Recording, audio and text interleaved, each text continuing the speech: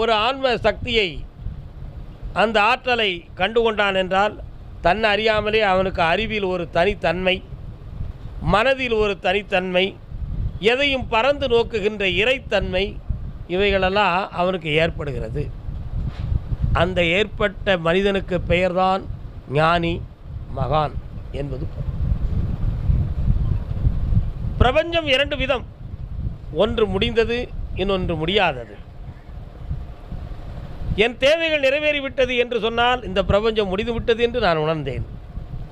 ஆனால் இன்னும் வேண்டும் வேண்டும் என்று நான் சொன்னால் இந்த பிரபஞ்சம் எனக்கு இன்னும் முடியவில்லை என்பதே பொருளாகும். அப்படி பார்க்கும் பொழுது ஞானியர்களுடைய உலகத்தில் இந்த பிரபஞ்சம் முடிந்து விட்டது.